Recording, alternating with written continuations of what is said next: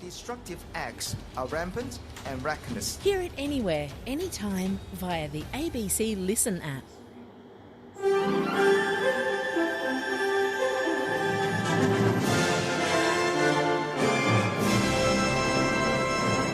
Claims of bullying and abuse at the Port Augusta fire station, protests as Boris Johnson suspends Britain's parliament ahead of Brexit, and the bill to taxpayers from last year's Liberal leadership coup. ABC News with Paul McCarthy, good morning.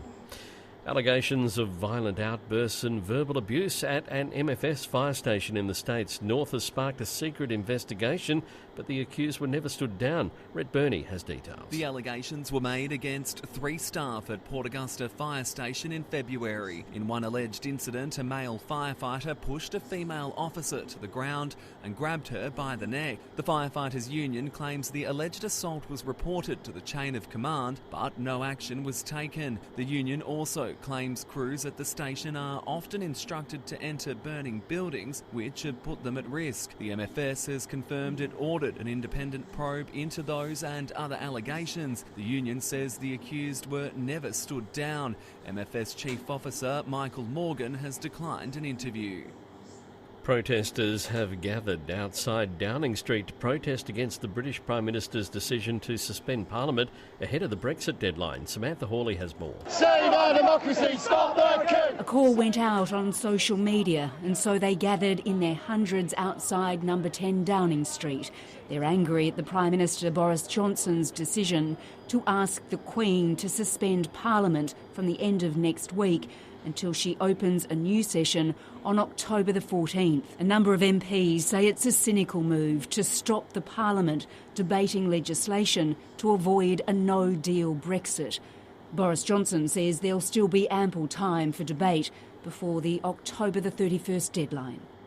And Scotland's First Minister Nicola Sturgeon has reacted angrily, saying a vote of no confidence in the government is a very real possibility. Shutting down Parliament in order to force through a no-deal Brexit, which will do untold and lasting damage to the country against the wishes of MPs, is not democracy, it's dictatorship.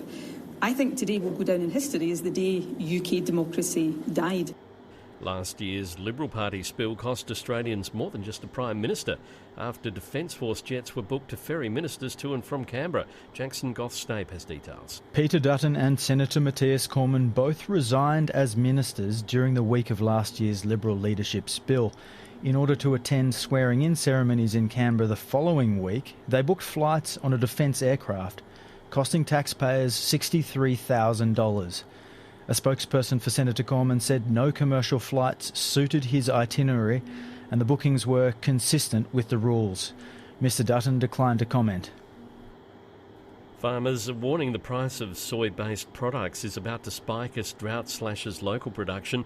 Australian makers of soy milk, tofu and tempeh are paying up to $1,400 a tonne for local soybeans. That's $500 more than 2 years ago. Import permits for soybeans have tripled since last year, but the Australian Oilseed Federation's Nick Goddard says most overseas soybeans can't be used in Australia. We don't grow GM soybeans in Australia, so if they're looking to import, they have to import non-GM. Now that's a bit of a struggle because the majority of the world grows GM soybeans. Australia's largest fruit and vegetable grower has reported a significant decline in its profits. Grace Whiteside reports. The Costa Group has reported a 15% decline in revenue in its half-year results, with net profit after tax falling to $41.1 million. The group cites citrus water prices and fruit fly as contributing to the drop.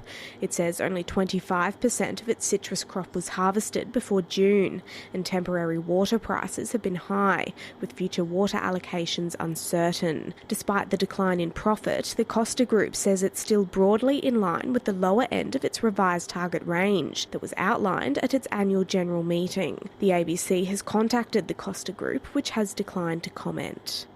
Nestle is axing more than 100 jobs as it winds up production at its tinned milk factory in northern Victoria over the next 18 months. Production at the Tongala factory will be progressively moved overseas. Nestle says it's no longer economically viable to make tinned milk in Australia. A $1 billion project to improve electricity connections between South Australia, Victoria and New South Wales is being fast-tracked by the New South Wales government. The Transgrid project will see 800 kilometres of new... Their Destructive acts are rampant and reckless. Hear it anywhere, anytime via the ABC